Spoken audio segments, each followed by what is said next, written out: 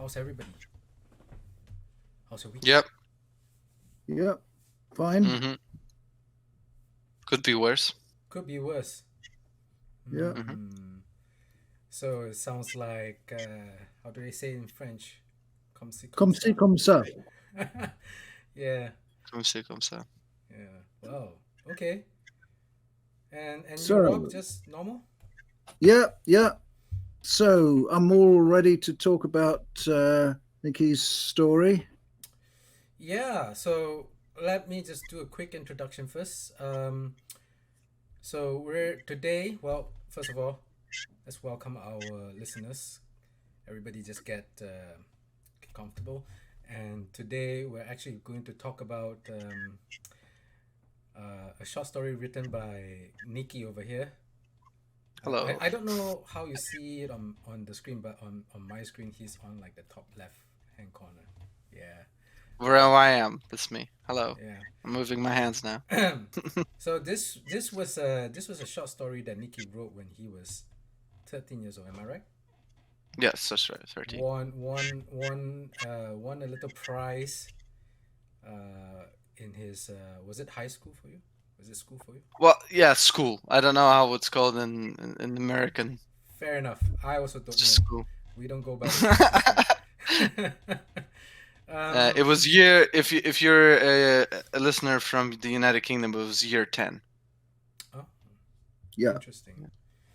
13 for Singapore would be we call it secondary school. That'd be Secondary school. secondary one. Yeah. Either way, it's a very interesting bit of work. I would say it deserved its prize. What did you get, Nikki? Tell us. I got chocolate. I didn't get that much.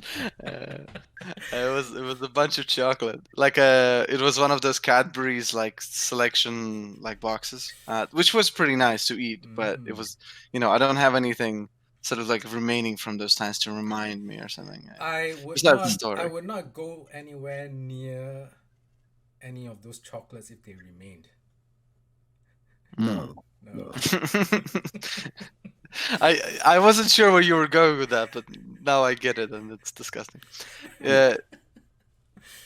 Yeah. Okay. I'm gonna hand the whole thing over to Rob, who's gonna do the summary. Yep. A Right. summary of this really long tale. Yeah. Oh, by So the way, everyone settle down, take your cup of tea, and this is a very long. from what I understand, we'll definitely or most likely be putting Of course, yes. the link in the description or something of the We video. have Mm. we have the story up on Rob's website, which we'll provide in the link in the description Yep. below. Yes. So take Right. it away, Rob. The story is about somebody trying to survive a few more minutes until a deadline. He's besieged by armed forces in a house, and they're breaking in, and he has to survive just a very short time. He knows that if he can last out until a certain time, then presumably he will have survived. If he doesn't, he'll get shot to bits or blown up. And that's basically it. It's a very violent story. It's full of the hero's point of view as he's being attacked. And then I suppose I'm allowed to give the spoiler in the end, am I? Yeah, Um, definitely. because we're discussing this story, and the story depends on the punchline or the crucial eye opener or the culmination, whatever you want to call it, which is that this deadline was the prearranged surrender moment, uh, whereby the Germans surrendered to the Russians on 9th of May 1945. Now, that is the that that is the last sentence which puts it in the picture historically. It's quite effective. I was quite impressed in reading it. I've got some things to say which are not just summary of the story, but actually points arising from the story. But I don't know if you want me to go on with those straight away, or if I just put it back to you guys and you can have your comments first. No, please, go ahead. All right. Well, Well, I actually, I should be asking Nikki that. Nikki. yeah, Yeah, yeah. Well, actually, uh, no, I think the story does in a naturally um, a naturally curious reader, someone who wants to think about it. It raises some very fundamental questions about whether the protagonist is a German being besieged by Russians or a Russian being besieged by Germans. Now, there are problems with both interpretations from the historical point of view. Uh, the enemy seems very aggressive, so I would have thought it makes a bit more sense to say the enemy, the guy's enemies are the Russians, and he's some kind of high-ranking German who's holed up some general or other who. Because somewhere in the story they speak to him, they say, you know, do you want to? They call on him to surrender. Now, if he was just an ordinary soldier, presumably they'd just blow the place up anyway, because these were desperate. This was a desperate struggle. You wouldn't bother to ask for a surrender from any old Tom, Dick, and Harry. But I'm assuming he's a really quite an important German, holed up somewhere in Eastern Germany, maybe a suburb of Berlin. Berlin was itself was just about completely taken by that time, and he knows that if he can just last out until the surrender time, then maybe he'll he'll get some sort of treatment short of being blown up. On the other hand, you could say that it was because there are probably all sorts of pockets of variation along the front. You could say that he's a Russian holed up being attacked by Germans, because the whole thing was so messy that there's probably chaos, I should think, when you look at it under high magnification. And there might have been some cases where, you know, some Russians were holed up being attacked by Germans. So you can look at it either way. Over to you. Yeah, so in our pre-discussions, so first of all, I think that the story was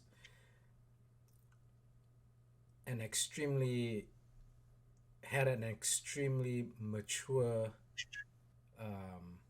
theme to it. So really not something that 13-year-old, or at least when I was 13-year-old, I never think about things like that. You know, I'm mostly thinking about Superman beating up some villain of the day. You know, it's I wouldn't care to, at that age. I don't really think about various people who are caught in specific situations of the war, or of a war, any war, you know. And when I was reading through the short story, I was very impressed by just the theme that Nikki has settled on. That is not something that it's very powerful. It's definitely not something that a 13-year-old would do. Plus, for a 13-year-old whose first language is not English, it was actually really good. there's a few sort of like English, which I hope we didn't change when we put it on the website. Like, no, we left it as it is. I went through it. It was exactly as it is. All the grammar mistakes and everything. Yeah, I think it should remain this way, because it's, you know, because that's the way it was written. So, for example, like there's mentions of drop, drop, drop, which really in English should really be drip, drip, drip, as Rob pointed out. Right, but I think it, you know, the broken English gives its charm. Yeah, well, also we're talking about a foreigner here, aren't we? It's a mere foreigner. It's not a proper he's not a proper English speaker. So, you know, But the man who's thinking, yeah. That's also something because I've started to get into a little bit into Russian writing, not literature because I haven't actually read a full book yet. But what I Mm, notice about Russian writing translated into English, which always loses something, is uh, it's very hard to put into words, but it's there is there is a there is a sense of disconnection sometimes from one paragraph to the other that I find is very common in Russian writing, but I don't know if it's because something is lost in translation or that's the way it is. I am assured by Nikki after reading uh, The Witcher that the English translation sucks. So I'm gonna take it yeah, as and I mean, it's honestly, it's translated from Polish to English, and then from Polish to Russian too, right? So the Russian isn't amazing either, but mm. it's better than the English translation. Either way, Um, it's Mm. an amazing piece of writing for someone of that age, I think, and it has some very effective uses of short, punchy sentences to really elevate the pacing. I feel Mm. so when reading it, I was like, "Wow, this is a very tense, extremely tense moment in this guy's mm, life." Oh, and Mm. yeah, that there was one part which I felt was a little bit of an example of that disconnect mm. in Russian writing, which is all of a sudden the guy took a drink out of like, huh? I was like, huh? Well, if you were about to die, what would you be doing? I think I would be drinking. Maybe. Um, Mm. That is so Russian. so, Mm. I mean, I don't know how much I should go into sort of like, well, this is what this actually means or whatever the hell, because that doesn't really matter in the end, because, you know, the interpretation of the reader is much more important than whatever I was trying to put into it. But a little bit behind the scenes, I guess. So when I was writing this, I was thinking about like, whose perspective do I want to write about? Because the whole competition was created so that you only had 500 words or less in order to create this work, and I used 466 words. You know, so I Mm. had 40 to spare. Um, and the to me it was like, well, what fracture of history could you just walk into just for a few seconds, like a minute or so, and it would be like an impactful moment for somebody. And I considered making it a bit more sort of like detailed, where you would know like who's this person, you know, which side is he exactly on? Is this a Russian? Is this a German? But I thought the more I made it personal to the person, the less like words I had, and therefore the less I had to express what was actually happening. So a lot of the stuff um, sort of like had to be cut out creatively because I just didn't have the space. Um, and I think it was a good lesson for me as a writer, um, because limitations sometimes create something much more interesting. Because it's just raw analyzed, right? Like, well, who is this guy? Is this a German? Is this a Russian? You know, like, is this maybe like you know, part of a Spanish resistance? Who knows, right? Like, um, it kind of gives it this gravity that is way different from if it was very specified as to who this person is. Mm. Um, and I mean, I really wanted to talk about something that was on my mind, and my grandfather recently passed away at that point. Oh, I'm sorry. Um, Oh, at that time.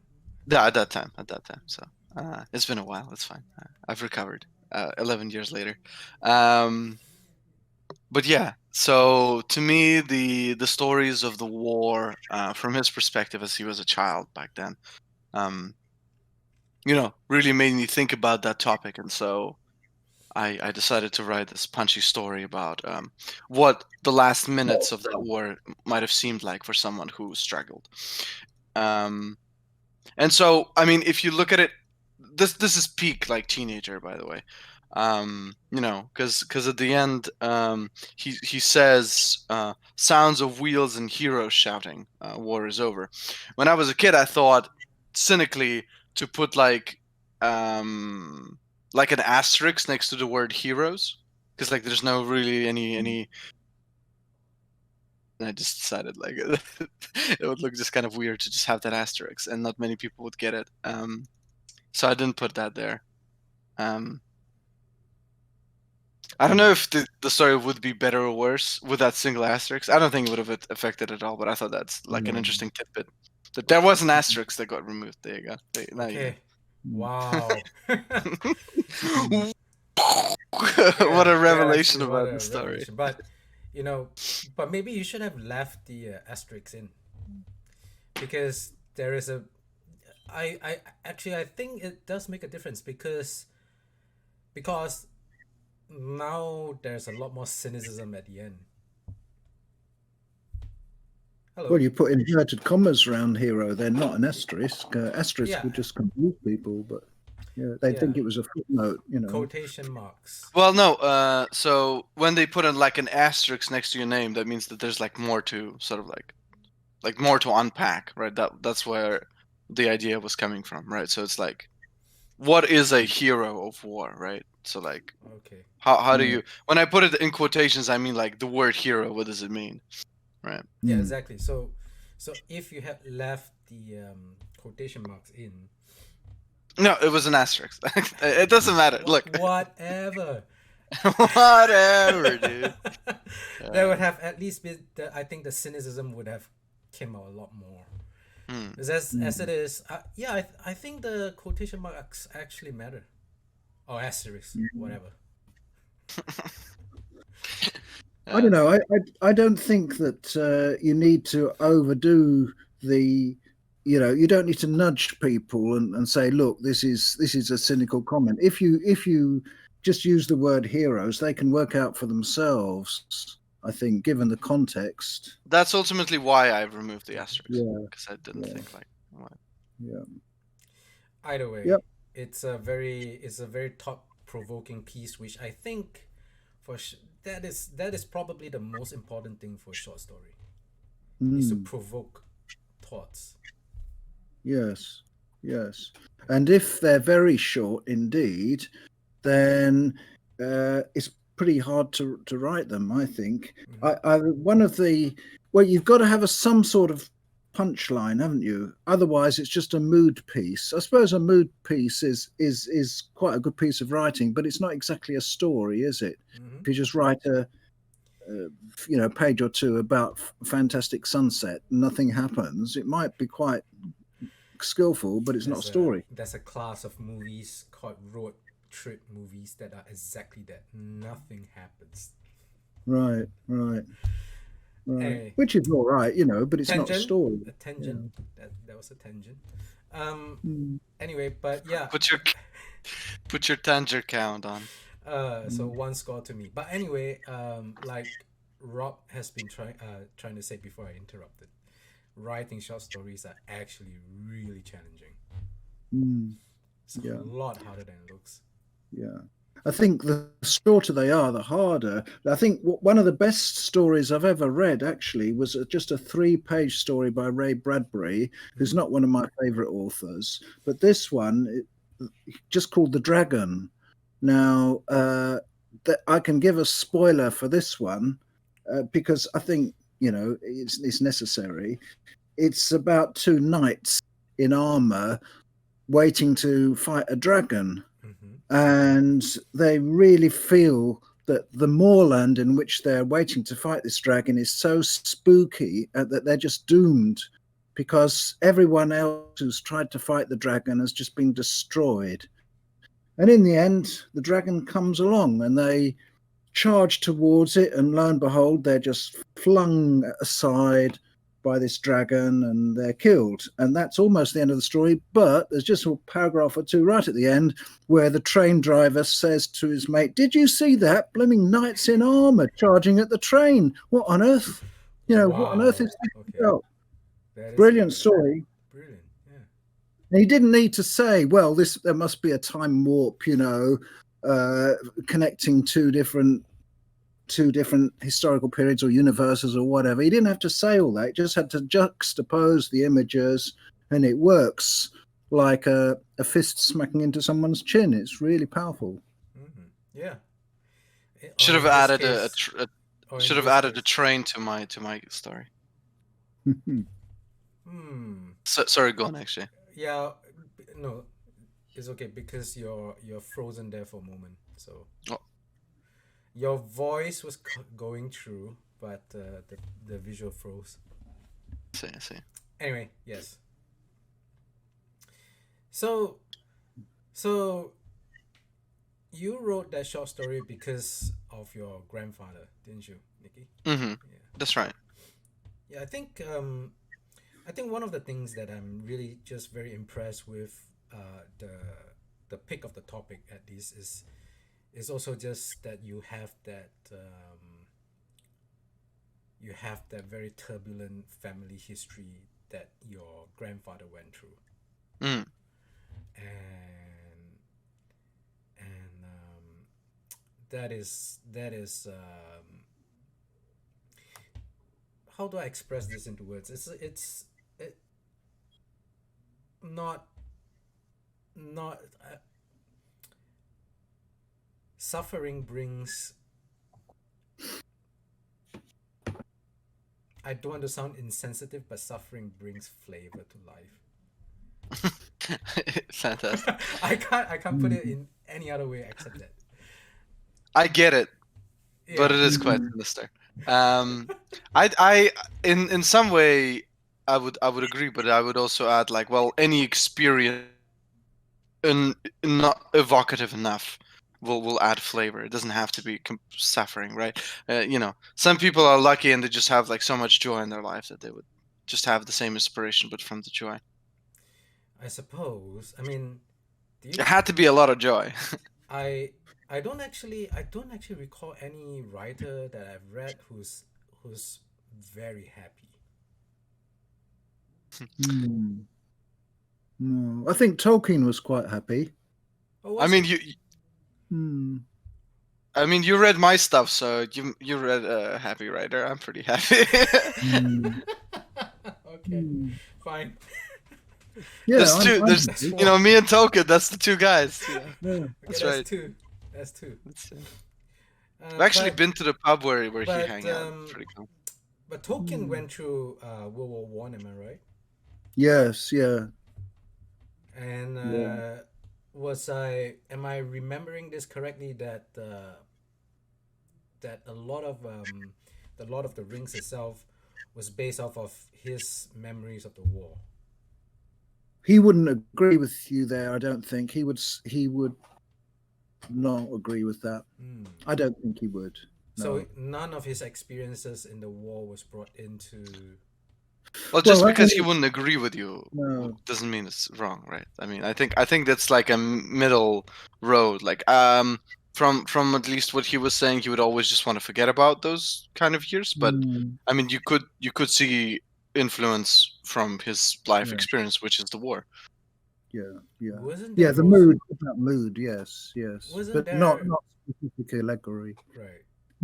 Wasn't there also a movie recently about his life? Yeah, I've seen it. Yeah, it's good. Oh. Yeah. So you would highly recommend that, maybe, Rob? Yeah, I would. Yeah. If they sponsor our podcast, I would also recommend it without watching. Mm. And you sit there with such a straight face. I love it. Just honest about what I'm saying, guys. I haven't watched it, but I will I recommend. will if they sponsor this. If they sponsor me. Love it. Yeah. Here's to you. Okay. Yeah. So that's what I feel that you've done a good job with the short story, Nikki. Mm. Awesome. Thank you. I will expect my chocolates in the mail. Do you really No, want... no, it's fine. It's a joke. It works. Yeah. It works as a story because you're not, as you yourself said, you're not specific about too many things. We don't know what nationality the protagonist is or what the enemy is. We just don't. We're not told, because otherwise the punchline at the end wouldn't work, would it? No. Yeah. It's. I mean, ultimately, the way I like to think about it is like whoever reads the story is the person who puts the pieces on the board. They're the one who makes, like you want it to be a British officer fighting Germans, it's a British officer fighting Germans. You want it to be a German fighting the Americans, boom. Like it can be anyone. It just has to involve World War II, right? Well, no, because the 9th of May business means it's got to be either Russians or Germans, I think. That's true.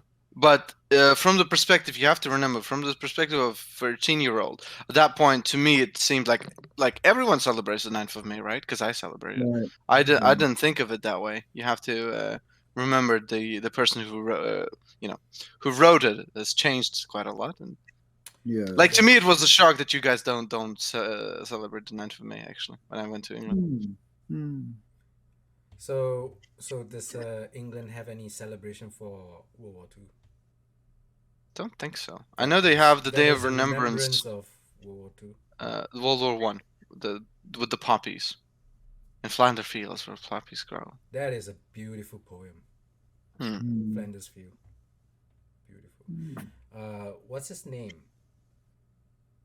Whose name? I'm getting him mixed up with another guy, but so Flanders Field was there's another war poet from that time. Should know this, but I don't. John Atkins, McCrae was it in Flanders Fields, or Andrew? No. Andrew McPhail. That's another. I am so bad with my names, but he wrote the Tommy Atkins. John McCrae was the person who wrote it. He was a Canadian physician. No, that's Flanders Field. That's what I'm talking about. That's an English poet. Was it Hemingway? Sure. I cannot remember. But he wrote a lot of war poems at that time, which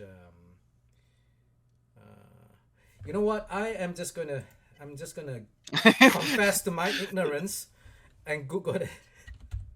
I researched who wrote in Flanders Fields as soon as you asked. You could see the change of light on my glasses that betrayed me that I went to Wikipedia. Rudyard Kipling. That's him, Rudyard Kipling. All right. There you go, folks. He 50 wrote, points. Tommy Atkins, I think, one of his. Yeah. Tommy Atkins. Really like that one. It feels it really goes into my heart when I read that, and I mean that without my usual sarcasm, because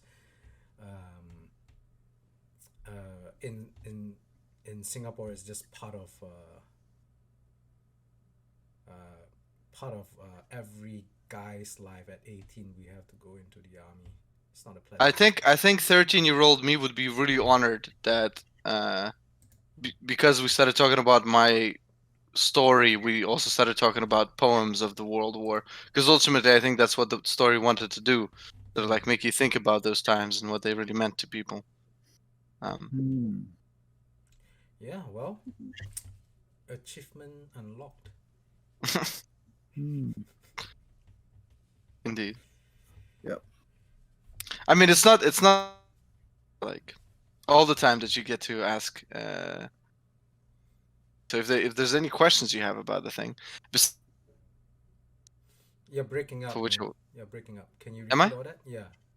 How about now? Okay. Go ahead. You're all right now. What was? Yeah. So I was saying it's not every day that you get to question the author.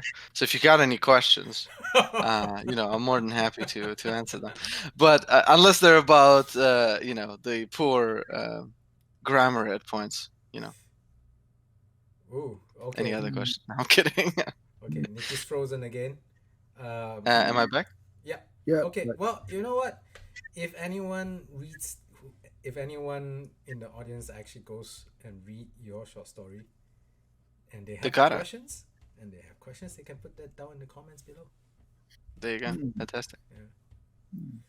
Awesome. I So, have to wait for that. You could ask just now if you wanted. oh, you're frozen again, Nikki. I said to wait for that. You could just ask me now if you wanted to. Well, I don't know if it's do you have Mhm. does your grandfather tell you a lot of stories from that time? He used to when he was alive. Did. Sorry. He talked a lot about like what they would ask them to do. So there was a lot of times when them as kids would be taken to factories or perhaps sort of like facilities where like they would create ammunition or rations and stuff, or sort of like fix some stuff up. His favorite one was when they would give them a bunch of wrenches and stuff, and they would get to crawl under tanks and fix stuff. That was his favorite time. Mm. Where they would. He said that was like out of all the chores, that was his favorite, like to go underneath the tank and check them up. Okay. Yeah. Well, he wasn't fixing them. He was just like they gave him like a wrench, and he would like make sure that it's all like bolted up. That's it. He didn't like check the engine or something as a child. Hey, man. Mm. Great. Rob, do you have any family who still remembers the war? No, I don't. We're a bit thin on the ground, we Gibsons. There's just me and my brother in this country, and that's all. The rest are in Australia, and Right. no, yeah. So yeah, but I remember my mother saying that her father, my grandfather, was extremely sort of excited about the war. He was a naval architect, and he was full of patriotism and all that. But he was a bit old to actually fight in it. Hmm. Yeah, but I remember when I was young in the 1960s, when I was a little lad, that everybody's dad was, had been in the war, and now that's all gone. It's in fact now there's obituaries of people in their late 90s who fought in the war. So soon there'll be none left. Yeah. Yeah. So, Sobering thought. yeah. 2 years ago, was it 2 years? 4 years ago, they had the 100-year anniversary of the First World War. Mm. Yeah. Three and a bit years ago. Yeah. It does feel like an era is passing, I think. Mm. There was a lot of turbulence during that time. But I think people who lived through World War One and World War Two were sort of naturally expecting that World War Three would happen around about late 1960s, 1970s. Yeah, I do remember that time. They were just assuming that it was something that happened every 20 years or so. So they were probably quite relieved when it didn't, I should think. I mean, so you probably remember those times better than I do. I was growing up during that time, but during the Cold War era, things were it was a very odd sense of optimism, and also everything could end tomorrow about that time. It's a very strange time. Yeah. Mm. I was born in 1996. I don't know any of this. For me, life was fine, and then the 2008 financial crisis happened. Oh, I went through that too. Mm. Man, that was tough. Yeah, that was tough. So And for you, go on. Yeah, for you, Nikki, born in 1996. So that means that, for example, the Apollo moon landings for you are sort of way kind of dusty historical thing. It's something that I would love to have witnessed, like as a thing that happened in front of me, instead of hearing about it. Because every time I hear anyone about like talking about space travel or anything like that, to me that's like something you see in a movie, not something you see on TV. So the fact that like Yuri Gagarin was like the first man in space, or that like the moon landing happened, sort of like in the 70s, somewhere 60s, and the fact that people got to witness that, and then like sort of like see it broadcasted on their TVs. I'm like, why Well, doesn't this happen anymore? Why can't yeah, I see that? yeah. Well, you may see it again fairly soon if NASA's plans go ahead for the this decade. But That is, you brought up a very interesting topic that I wish we have time to go into. But China sent up a space Hmm. station just I think a few days ago. right, space Where did they station. want to go? Hmm? Where do they want to go, or they just want to be on a station? I think they just want to build their own space station Okay. to replace the ISS. Good luck. Mm. Good luck. But anyway, it was exciting. And then I think Yeah. SpaceX, the Falcon X rockets just re-entered Earth. I think. Yeah, that's right. I mean, it's so crazy. There is still stuff that's like mind-boggling, but I mean, come on. I would trade anything to be like a person watching on a crappy TV, like a guy like Mm. step on the moon Did Yeah, when it was I was actually happening. 15. Yeah, I did you was watch it on the 15. telly? Yep. I was 15 and I watched it on the telly. But even more exciting than the moon landing, I think, was the previous December when Apollo 8 went into deep space for the first time. It only went round the moon, but to get to the moon, it had to go out of Earth's orbit and into deep space, as I say. And that to me was when science fiction came true. Never experienced anything like that before. The sheer wonderment of it. Wow. Mhm. Well, to come back to the story just a little bit, you might imagine that because anything You're that frozen happened up in the story. again. Because I didn't experience anything that happened in the story, what is it called? I'm quite disconnected with the actual happenstances in the situation. Right, like I've never been in combat. Like I've never shot anyone. Sorry, you But you were broken up there a little bit. Can you repeat that? so I was Mm. talking about how just like I've never experienced moon, like seeing the moon landing. I also didn't experience what happened in the story. Like I've never shot anyone. I've never been like in a risk situation where like shotgun shells are going everywhere. And the war is about to end. But I guess I honed all of my experiences when I was writing this from the way my grandfather used to tell stuff about like what happened and how he felt about it.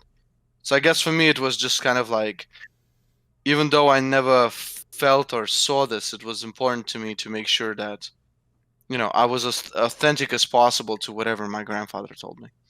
Mm. Yeah. I think it came true. Mm, There's thank definitely you. that sense. So I think Mm. you've done your grandfather's stories justice. Mm. Thank you. Yeah. Yeah. All right. Well, is there anything else that anyone wants to say? Mm. To your grandfather, Nikki. I don't have a glass. To my Yeah. grandfather. I mean, I've got water here, but yeah, to my grandfather. Yeah, I envy you actually, having known your grandfather. I never knew mine, either of them. But yeah. I'm sorry. Anyway, good. Okay. Let's not. This is a great heavy moment, but let's not end the podcast on. Go check out the story. Yes. Share with us do. what you think about it. Please do. And next episode, we're gonna talk about one The Call of Cthulhu. how do you say that? Cthulhu. The Call of Cthulhu. Cthulhu. Or as Russians call him, Cthulhu, which is what I will say. Whatever. I'm not going to change. That will never change. Practice saying the th sounds, Cthulhu. okay. Cthulhu. Cthulhu, right? Sounds something Yeah. like that. Very difficult sound for my Asian tongue to make.